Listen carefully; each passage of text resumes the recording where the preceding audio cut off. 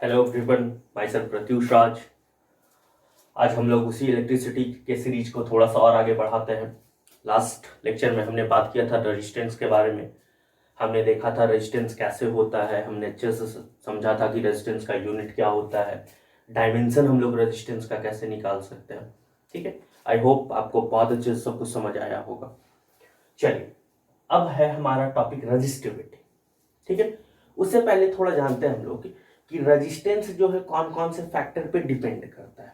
ठीक है, तो देखिए रेजिस्टेंस 4 फैक्टर पे डिपेंड करता है। सबसे पहला है nature of conductor. Nature of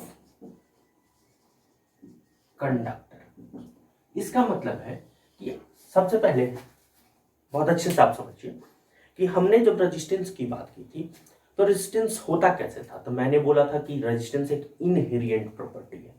तो वो किस कारण से ऑब्स्ट्रक्शन हो रहा था? तो ऑब्स्ट्रक्शन इस कारण से हो रहा था कि हम लोग देखे थे कि वो जो पॉजिटिवली चार्ज्ड बचा हुआ रेस्ट जो चार्ज था, पॉजिटिवली चार्ज, वो भी कहाँ पे था? तो कंडक्टर के पास था। तो जब चार्ज आता था तो उससे कोलिजन उसका होता था, जिस कारण से उसका स्पीड स्लो डाउन होता था। और उसी स्पीड स्लो डाउन होने के कारण क्या होता था कि इलेक्ट्रिक करंट का वैल्यू कम होता था, और उसी को हम लोग क्या बोलते थे? तो रेजिस्टेंस। मतलब करंट के वैल्यू को कम करने वाला, उसी को हम लोग क्या बोलते थे? तो रेजिस्टेंस। तो सबसे पहले तो डिपेंड करता है कि नेचर कैसा है कंडक्टर का। तो इसका मतलब है कि कंडक्टर अगर है आपके पास और उसमें जितने ज्यादा पॉजिटिवली चार्ज बॉडी होंगे, इसका मतलब है उतना अधिक ऑब्स्ट्रक्शन होगा, और जितना कम होगा उतना कम ऑब्स्ट्रक्शन होगा। या नंबर ऑफ अगर इलेक्ट्रॉन अधिक होगा फिर भी ऑब्स्ट्रक्शन ज्यादा होगा, नंबर ऑफ इलेक्ट्रॉन कम होगा फिर भी ऑब्स्ट्रक्शन कम होगा। और इलेक्ट्रॉन या पॉजिटिव, ये दोनों किस पे डिपेंड करता है? तो मटेरियल पे, कि मटेरियल कैसा है। अगर कॉपर है तो कॉपर के पास कुछ और नंबर ऑफ इलेक्ट्रॉन प्रोटॉन होंगे। अगर मान लीजिए हमारे पास एल्युमिनियम है तो एल्युमिनियम के पास कुछ और होंगे। तो सबसे पहला रेजिस्टेंस किस पे डिपेंड करता है? तो कंडक्टर कैसा है। ठीक है, नेचर ऑफ द कंडक्टर। इसके बारे में बहुत चीज हमें जानने की जरूरत नहीं है, सिंपली कि नेचर कैसा है कंडक्टर का, इस पे डिपेंड क्या करता है? तो हमारा रेजिस्टेंस करता है। ठीक है, दूसरा रेजिस्टेंस जो होता है वो directly proportional to length of the conductor. Resistance जो होता है हमारा वो डायरेक्टली प्रोपोर्शनल टू क्या होता है? तो लेंथ ऑफ द कंडक्टर। ये कहने का क्या मतलब हुआ? ये कहने का बस ये मतलब हुआ कि अगर हम लोग किसी भी कंडक्टर को लेंथ को बढ़ाएंगे तो रेजिस्टेंस भी क्या होगा? बढ़ जाएगा। अगर हम लोग किसी भी कंडक्टर के लेंथ को घटाएंगे तो रेजिस्टेंस भी क्या होगा? बढ़ जाएगा। और कैसे? तो बिल्कुल डायरेक्टली। इसका मतलब है कि रेजिस्टेंस को अगर हम लोग 2 गुना करेंगे, ट्वाइस, तो रेजिस्टेंस भी क्या हो जाएगा? तो ट्वाइस हो जाएगा। और अगर हम लोग लेंथ को हाफ कर देंगे, L/2, तो रेजिस्टेंस भी क्या हो जाएगा? तो हाफ हो जाएगा। समझ गए? तो दूसरा हमारे पास ये था कि रेजिस्टेंस जो है किस पे डिपेंड करता है? तो लेंथ पे डिपेंड करता है। और कैसे डिपेंड लेंथ पे करता है? तो डायरेक्टली। और किसका लेंथ? तो कंडक्टर का लेंथ। ठीक है, अब है तीसरा। तीसरा हमारा कहता है कि resistance is inversely proportional to the area of cross section. सबसे पहले तो आप समझिए एरिया ऑफ क्रॉस सेक्शन किसको कहते हैं। जैसे आप पकड़ लो, ये आपका वायर है, ठीक है, तो इसको हम लोग बोलेंगे लेंथ। ठीक है, ये जो आप पार्ट देख रहे हो, ये इसको हम लोग क्या बोलते हैं? Area of cross section. अच्छा, सबसे पहले तो आप हमें ये बता दो कि क्या आपने कभी ऐसा वायर देखा है जिसका क्रॉस सेक्शन रेक्टेंगल हो, स्क्वायर हो? बिल्कुल भी नहीं। वायर हमेशा कैसा होता है? तो सिलेंड्रिकल ही होता है। तो इस पार्ट को हम लोग क्या बोलेंगे? तो लेंथ बोलेंगे। और ये जो हमारा पार्ट है इसको हम लोग क्या बोलेंगे? तो एरिया ऑफ क्रॉस सेक्शन। ठीक है, समझ गए बात?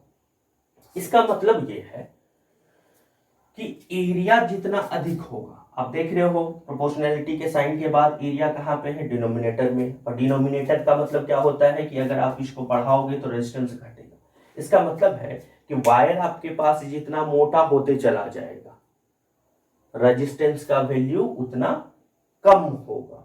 वायर जितना थिन आपके पास होगा, जितना कम एरिया होगा, उतना रेजिस्टेंस क्या होगा? तो अधिक होगा। अच्छा, एक चीज और बहुत समझने की बात है यहाँ पे। ये जो आप देख रहे हो एरिया ऑफ क्रॉस सेक्शन, ये है कैसा? सर्कुलर। ये है कैसा? तो सर्कुलर। ठीक है। तो सर्कल का एरिया हम मैथमेटिक्स में पढ़ते हैं पाई आर स्क्वायर, ये आपने पढ़ा होगा। अच्छा, पाई का मतलब हो गया 22/7, ठीक है, और नंबर हमेशा ही कांस्टेंट होता है, इसका मतलब है कि पाई क्या है, तो कांस्टेंट है हमारा। तो इसका मतलब है कि अगर हम लोग इसी चीज को दूसरे टर्म में लिखना चाहे तो क्या हम लोग लिख सकते हैं, क्या resistance is inversely proportional to R square, जहां पे आर क्या है, radius of area of cross section, ठीक है। अब फिर से रेजिस्टेंस का क्रॉस सेक्शन एरिया के रेडियस से के साथ कैसा रिलेशन है, तो स्क्वायर टाइम्स का इनवर्सली रिलेशन है। इसका मतलब है कि अगर हम लोग किसी भी कंडक्टर के रेडियस को अगर ट्वाइस करेंगे तो कैसा रिलेशन है उसका, स्क्वायर टाइम्स, तो 2 का स्क्वायर कितना 4, और 4 कहां पे, नीचे में, मींस 1/4। इसका मतलब है कि रेजिस्टेंस कितना हो जाएगा हमारा, 1/4 हो जाएगा। समझ लो बात। अच्छा, मान लो रेडियस को हम लोग हाफ कर देंगे r/2, तो इसका स्क्वायर करेंगे तो ये हो जाएगा r²/4, और ये 4 उठ के कहां गया, ऊपर। इसका मतलब है कि किसी क्रॉस सेक्शन के एरिया को अगर हम लोग हाफ कर दें, आधा कर दें, ठीक है, रेडियस को क्या कर दें, आधा कर दें, तो इसका मतलब है कि रेजिस्टेंस का वैल्यू क्या हो जाएगा, 4 टाइम्स बढ़ जाएगा। रेजिस्टेंस का वैल्यू क्या हो जाएगा, 4 टाइम्स बढ़ जाएगा। समझ रहे हो आप। तो हमारा दूसरा फैक्टर था कि रेजिस्टेंस जो है वो किस पे डिपेंड करता है, तो एरिया ऑफ क्रॉस सेक्शन पे। और कैसे करता है, तो इनवर्सली करता है, मींस एरिया को बढ़ाएंगे तो रेजिस्टेंस घटेगा, एरिया को घटाएंगे तो रेजिस्टेंस बढ़ेगा, ठीक है। अब एक फैक्टर है हमारा टेम्परेचर।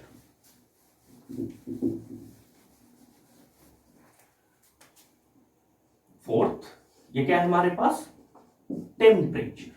अब देखिए, क्लास 10th में जनरली सीधा सीधी एक लाइन में बता दिया जाता है कि as rise in temperature resistance increases, मतलब कि रेजिस्टेंस को अगर हम लोग, सॉरी, टेम्परेचर को अगर हम लोग बढ़ाएंगे तो रेजिस्टेंस क्या होगा, तो इंक्रीज हो जाएगा। लेकिन आप समझिए थोड़ा सा बात को। देखिए, अब हम लोग 2 तरह से पढ़ते हैं। हमारे पास जो मटेरियल होता है, एलिमेंट होता है, हमारे पास एलिमेंट 3 तरह के होते हैं। एक को तो हम लोग बोलते हैं मेटल, जो कि कंडक्टर होता है। एक होता है नॉन मेटल, जो कि इंसुलेटर होता है। एक होता है semiconductor, means which show the property of metal और नॉन मेटल बोथ, ठीक है। तो अब हम लोग देखते हैं, थोड़ा आप हायर क्लासेस में जाओगे तो आपको एक फॉर्मूला वहां पे मिलेगा, RF, ठीक है। RF represent resistance final, means final resistance, बाद वाला resistance, is equal to R, इसको मल्टीप्लाई करेंगे तो ये जो, ठीक। अब देखिए, सबसे पहले आप समझिए कुछ बातों को, ठीक है। RF का मतलब हो गया फाइनल रेजिस्टेंस, ठीक है। RI का मतलब हो गया इनिशियल रेजिस्टेंस। ये जो आप देख रहे हो अल्फा, ये रिप्रेजेंट करता है temperature coefficient, temperature coefficient of resistance, temperature coefficient of resistance, ठीक है। TF रिप्रेजेंट करता है फाइनल टेम्परेचर को, इसको रिप्रेजेंट करता है ये फाइनल टेम्परेचर को, और TI रिप्रेजेंट करता है इनिशियल टेम्परेचर को। अब समझिए क्या, याद कीजिए हमने ओम्स लॉ पढ़ा था। ओम्स लॉ में हमने एक चीज लिखा था, एट कांस्टेंट टेम्परेचर।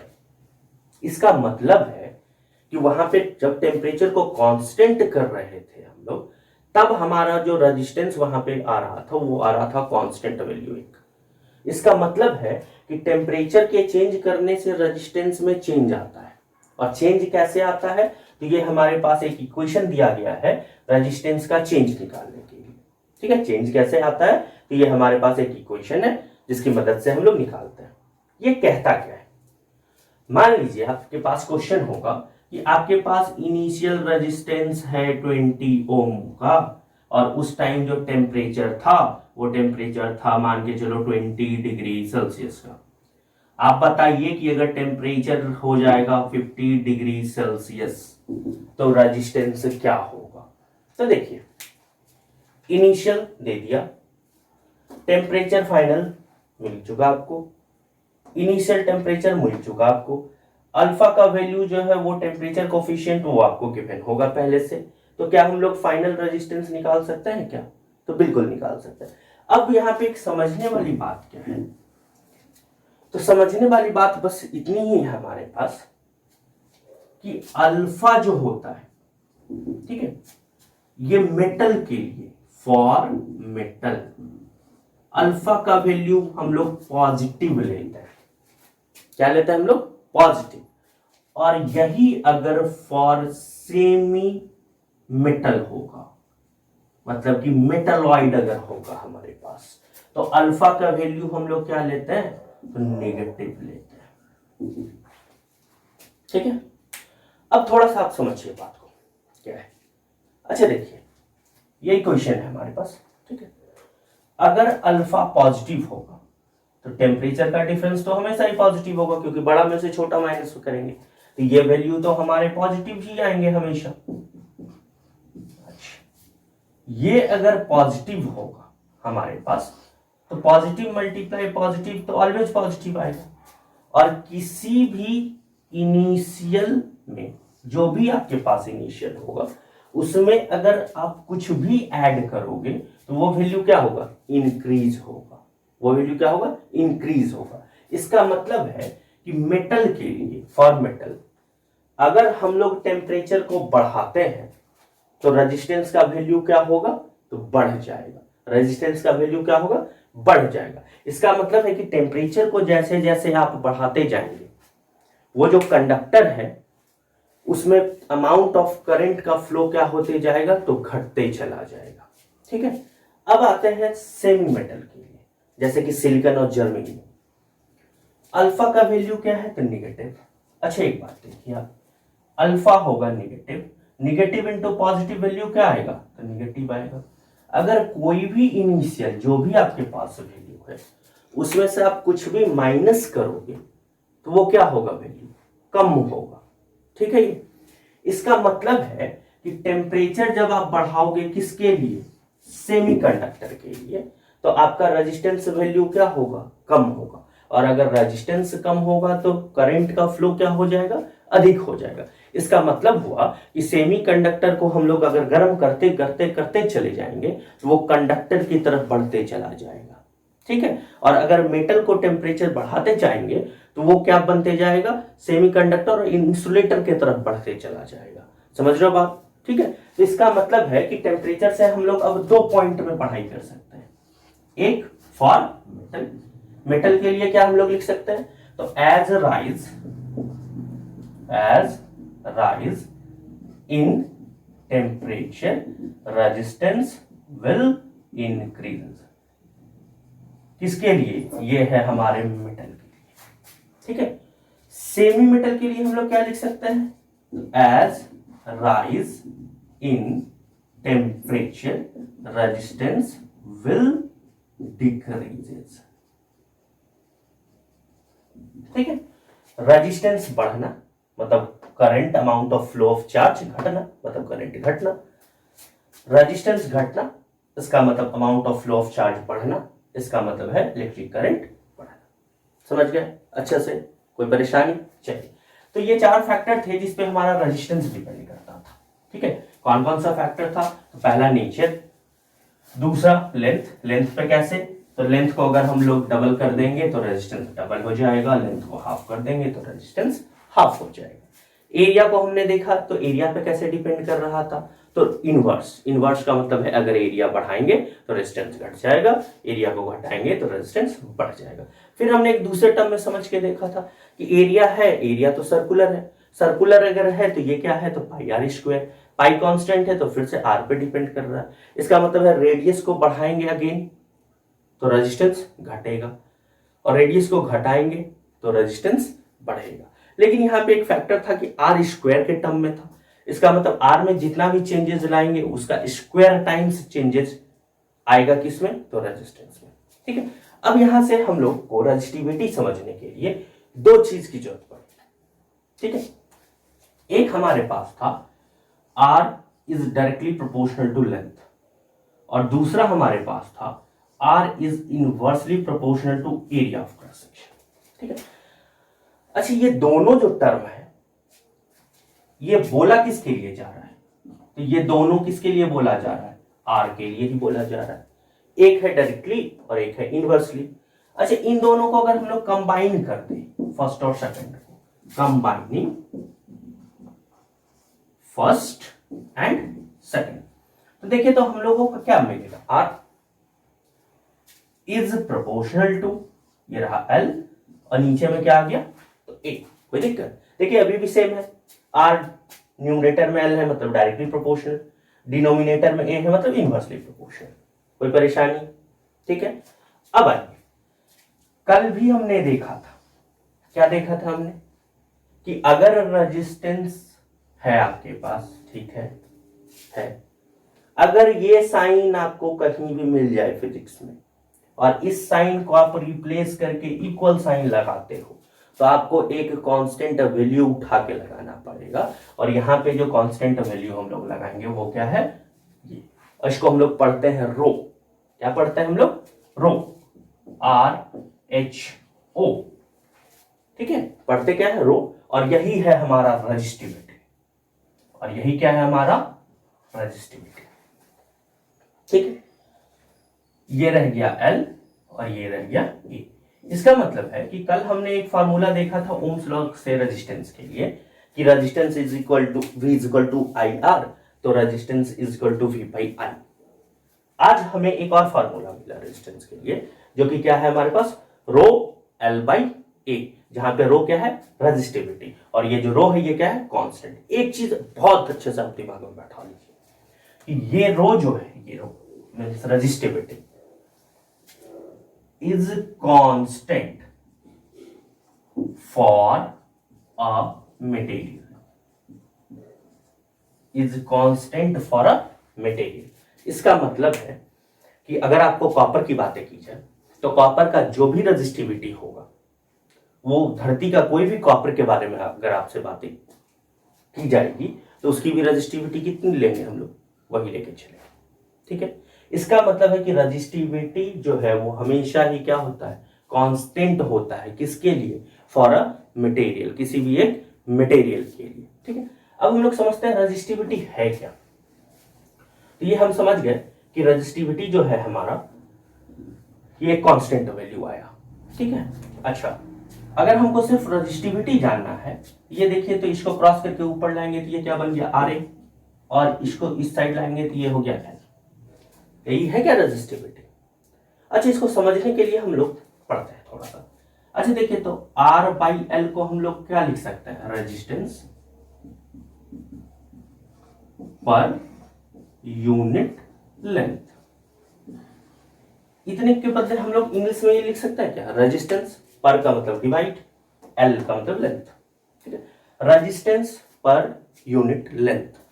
अच्छा, ये क्या है, मल्टीप्लाई, मल्टीप्लाई में हम लोग मैथ्स में ऑफ लिखते हैं क्या, लिख दिया ऑफ, तो resistance per unit length of unit cross section area, इसी को हम लोग क्या बोलते हैं, तो रेजिस्टिविटी, ठीक है।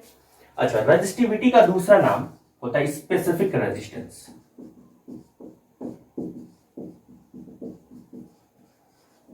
रेजिस्टिविटी को हम लोग दूसरे तरह से, या दूसरा नाम क्या होता है, स्पेसिफिक रेजिस्टेंस। तो आपको बुक में या क्वेश्चन में कभी न्यूमेरिकल में स्पेसिफिक रेजिस्टेंस लिखा हुआ मिले, फिर भी आप समझोगे वो क्या दिया हुआ है आपको, तो रेजिस्टिविटी दिया हुआ है, ठीक है। तो रेजिस्टिविटी क्या है, तो हमने पढ़ा resistance per unit length of unit cross section area.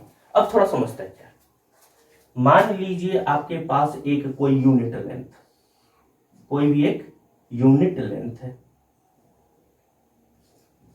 और ये जो एरिया ऑफ क्रॉस सेक्शन आपने लिया है वो भी यूनिट में है, ठीक। यूनिट का मतलब होता है वन। अब वन आप सेंटीमीटर में लेके चलो, मीटर में लेके चलो, किलोमीटर में लेके चलो, ये डिपेंड ऑन यू। इसका मतलब है कोई एक यूनिट लेंथ और एक यूनिट क्रॉस सेक्शन एरिया वाले वायर का जो रेजिस्टेंस वैल्यू होगा उसी को हम लोग क्या बोलेंगे, रजिस्टिविटी। उसी को हम लोग क्या बोलेंगे, रजिस्टिविटी। ठीक है। और एक चीज आप देखिए, जब ये यूनिट लेंथ हो, सॉरी यूनिट एरिया हो और ये यूनिट लेंथ हो, मीन्स 1 और 1, तो स्पेसिफिक रेजिस्टेंस का मतलब क्या हुआ, तो सिंपल रेजिस्टेंस। ठीक है।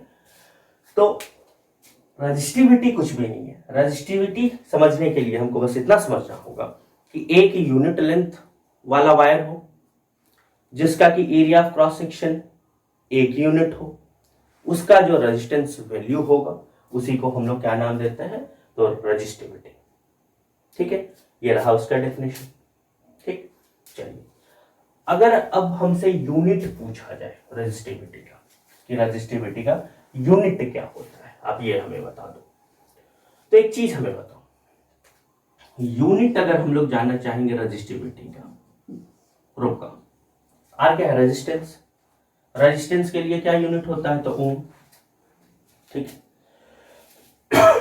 एरिया के लिए एसआई यूनिट क्या होता है, तो मीटर स्क्वायर। और लेंथ के लिए एसआई यूनिट क्या होता है, तो मीटर। ये मीटर और ये कैंसिल हो गया। इसका मतलब कि रजिस्टिविटी का जो यूनिट होगा वो क्या होता है हमारे पास, ओम मीटर। रजिस्टिविटी का जो यूनिट होगा वो क्या होगा हमारे पास, ओम मीटर। ठीक है। अब चलिए, आप लोग डायमेंशन निकालने सीख चुके हैं, शायद इसका डायमेंशन आप बता भी सकते हैं, लेकिन चलिए हम लोग देखते हैं। अगर हम लोग डायमेंशनल फॉर्मूला जानना चाहेंगे किसका, रजिस्टिविटी का, तो ये देखिए, तो हम लोग को अगर रेजिस्टेंस का पता चल जाए, डायमेंशन एरिया का पता चल जाए और लेंथ का पता चल जाए तो हम निकाल सकते हैं क्या। ठीक है। रेजिस्टेंस का कल हमने निकाला था, चलिए अगर आप भूल गए तो फिर से एक बार रिकॉल कर दिया जाए। रो इज इक्वल टू, ये है रेजिस्टेंस, ये है एरिया और ये है लेंथ। ठीक है। अच्छा, आर को हम लोग लिख सकते हैं V बाई आई। ठीक है।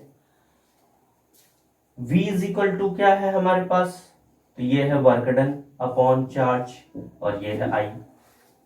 ठीक है। Q के जगह पे हम लोग लिख सकते हैं IT। ठीक है। वर्क डन के जगह पे हम लोग लिख सकते हैं क्या, FS। ठीक है। अगेन आगे चलेंगे, F को हम लोग लिख सकते हैं mg और ये S और ये हो गया I स्क्वेयर और ये हो गया T। ठीक है। M मास, मास के लिए डायमेंशन क्या इस्तेमाल होता है, तो M। G है एक्सेलरेशन, इसके लिए क्या इस्तेमाल होता है, LT पे पावर -2। और S क्या है, डिस्टेंस, इसके लिए क्या इस्तेमाल होता है, तो L।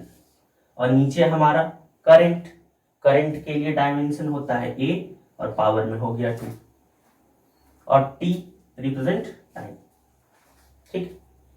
इसका मतलब है कि R का जो रेजिस्टेंस हमारा, सॉरी R का जो डायमेंशन है हमारे पास निकल के जो आएगा वो क्या आएगा, ये रहा M, LL, ये L2, ये ऊपर चला जाएगा तो T पे पावर -3 और A ऊपर जाएगा तो A पे पावर -2 या I पे पावर -2। तो ये जो था ये किसके लिए था, रेजिस्टेंस के लिए। ठीक है। आगे चलते हैं हम लोग। ए क्या है, एरिया। एरिया आपको हमने पहले भी बताया था, rectangle whole length into breadth, दोनों है length, means L into L। तो एरिया के लिए डायमेंशन हम लोग क्या इस्तेमाल करेंगे, L इंटू L। और नीचे है लेंथ, लेंथ के लिए क्या डायमेंशन हम लोग इस्तेमाल करेंगे, ये L से एक L कैंसिल हो गया। तो रेजिस्टिविटी का जो डायमेंशन हम लोग लिखेंगे वो हम लोग क्या लिख सकते हैं, M, L2 और 1, L पे 3, T पे -3 और A पे -2। यही हमारा क्या है, डायमेंशनल फॉर्मूला किसका, तो रेजिस्टिविटी का। ठीक है, समझ गए। चलिए, तो हमने देखा कि हम रेजिस्टिविटी का डायमेंशन भी निकाल सकते हैं। ठीक है। अब एक चीज और, अब थोड़ा सा समझिए, कि हमने पढ़ा फैक्टर रेजिस्टेंस किस पे डिपेंड करता है, तो हमारे पास चार चीज हमको पता है, नेचर, लेंथ, एरिया और टेम्परेचर। अगर आपसे पूछे कौन से फैक्टर पे on which resistivity depends, resistivity कौन से फैक्टर पे डिपेंड करता है, ठीक है, और जनरली एग्जाम में यही क्वेश्चन पूछा जाता है। तो एक चीज आप समझिए, आपको शुरुआत में ही बोले रजिस्टिविटी क्या है, कांस्टेंट है, और वो कांस्टेंट कैसा कांस्टेंट है, तो अगर आप किसी एक मटेरियल को पकड़ते हो तो दुनिया में वैसा कोई भी मटेरियल होगा तो उसकी रजिस्टिविटी उतनी ही हम लोग लेंगे। कॉपर है तो कॉपर की जो रजिस्टिविटी है वही रजिस्टिविटी कॉपर की हमेशा ही। इसका मतलब हुआ हमारे पास ये रजिस्टिविटी जो है वो डिपेंड किस पे करता है, नेचर ऑफ कंडक्टर पे। वो किस पे डिपेंड करता है, नेचर ऑफ कंडक्टर पे, ठीक है। अब देखिए क्लास 10th में आप सिर्फ ये लेके चलोगे आपका काम हो जाएगा, ठीक है, लेकिन एक चीज आनी, रजिस्टिविटी जो है वो डिपेंड करता है टेम्परेचर पे भी। वो किस पे डिपेंड करता है, टेम्परेचर पे भी डिपेंड करता है, ठीक है।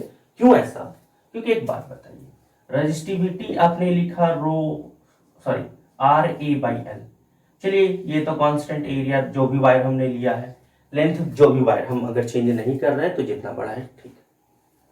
अच्छा टेम्परेचर बढ़ाने पे इसमें क्या चेंजेस आएगा क्या, तो हमने तो भी पढ़ा है रेजिस्टेंस में चेंजेस आएगा, तो रेजिस्टेंस में अगर चेंजेस आएगा तो रजिस्टिविटी में भी चेंजेस आना चाहिए, तो बिल्कुल आएगा। और कैसा चेंजेस आएगा, तो आप देख रहे हो रेजिस्टेंस भी ऊपर में, रजिस्टिविटी भी, मतलब कि डायरेक्टली। इसका मतलब हो गया कि अगर रेजिस्टेंस बढ़ रहा होगा तो रजिस्टिविटी भी बढ़ेगा, और रेजिस्टेंस अगर घट रहा होगा तो रजिस्टिविटी भी घटेगा। तो इसका मतलब जो हमने बैक में रिलेशन लिया था रेजिस्टेंस के लिए वो हम लोग रजिस्टिविटी के लिए भी लेके चल सकते हैं। तो रजिस्टिविटी के लिए भी अगर हम लोग रजिस्टिविटी फाइनल लेंगे तो ये हो जाएगा रजिस्टिविटी इनिशियल 1 प्लस अल्फा और डेल में टी, डेल टी का मतलब है चेंज इन टेम्परेचर, ठीक है। फिर से अगेन अल्फा का वैल्यू मेटल के लिए क्या होता है, पॉजिटिव, पॉजिटिव होगा मतलब कि टेम्परेचर बढ़ाने पर रेजिस्टिविटी बढ़ेगा, किसके लिए, मेटल के लिए, ठीक है। और टेम्परेचर के घटाने पे अगर सेमी कंडक्टर अगर हम लोग लेके चलेंगे तो उसके लिए अल्फा का वैल्यू क्या होगा, निगेटिव, और ये निगेटिव होगा तो ओवरऑल जो आंसर आएगा वो क्या होगा, कम। इसका मतलब सेमी कंडक्टर में अगर हम लोग टेम्परेचर को बढ़ाते भी हैं फिर भी रजिस्टिविटी क्या होगा, तो डिक्रीज होगा, फिर भी रजिस्टिविटी क्या होगा, तो डिक्रीज होगा। अच्छा इसका अगर हम लोग ग्राफिकल रिप्रेजेंटेशन अगर हमको कभी करने बोल दे, किसका, रो का और टेम्परेचर का, ठीक। इसका मतलब इधर चलेंगे हम लोग तो रो बढ़ेगा, रेजिस्टिविटी बढ़ेगा, इधर चलेंगे तो हम लोग टेम्परेचर बढ़ेगा, ठीक है। तो अब हमारे पास हम कितने तरह का ग्राफ डिजाइन कर सकते हैं इससे, तो दो, कौन कौन सा, एक तो मेटल के लिए और एक सेमीकंडक्टर के लिए। अच्छा अगर मेटल के लिए करना है, ध्यान से समझिएगा, मेटल के लिए तो मेटल में क्या था, टेम्परेचर बढ़ाएंगे तो रेजिस्टिविटी बढ़ेगा। इसका मतलब ये जो होता है ये ऐसे होता है, ठीक है। जनरली ये स्ट्रेट होता है लगभग 500 डिग्री सेल्सियस तक, उसके बाद चेंज होता है, लेकिन थोड़ा सा तो चेंजेस होता ही है, 100% ये स्ट्रेट होता नहीं है। तो ये देख रहे हैं टेम्परेचर बढ़ रहा है तो रेजिस्टिविटी भी क्या हो रहा है, साथ साथ बढ़ रहा है, ठीक। अगर हमसे पूछे सेमी मेटल के लिए आप बनाओ, ये रहा रेजिस्टिविटी, इधर इंक्रीज, ये रहा टेम्परेचर, इधर इंक्रीज, ठीक। हम लोग जानते हैं कि टेम्परेचर को अगर बढ़ाएंगे हम लोग, ठीक है, तो रेजिस्टिविटी क्या होगा, घटता है। इसका मतलब ये रेजिस्टिविटी ये रहा, टेम्परेचर को जैसे बढ़ा रहे हैं, देख रहे इधर जा रहा है टेम्परेचर बढ़ रहा है, तो रेजिस्टिविटी क्या हो रहा है, घट रहा है। इसका मतलब ये ग्राफ किसके लिए हो गया हमारे पास, सेमी मेटल के लिए, ठीक है। कोई परेशानी, चलो, तो ये था हमारा टॉपिक रेजिस्टिविटी। ठीक है, अब नेक्स्ट वीडियो में हम लोग जब भी आएंगे तो हम लोग अभी तक जितना पढ़े हैं वो सारे टॉपिक का न्यूमेरिकल करेंगे। ठीक है, और न्यूमेरिकल करने के बाद फिर हम लोग चलेंगे सीरीज और पैरेलल पे। और आपके लिए चलिए एक होमवर्क मैं देते चलता हूं आज। ये जो एक अल्फा था जिसको कि हम लोग टेम्परेचर कोफिशिएंट बोल रहे थे, ठीक है, इसका आप यूनिट और डायमेंशन निकालने की कोशिश करोगे। मैं नेक्स्ट क्लासेस में न्यूमेरिकल के साथ इसे बताऊंगा, लेकिन आप ट्राई करोगे अल्फा का यूनिट और डायमेंशन निकालना। चलिए, तब तक के लिए गुड बाय।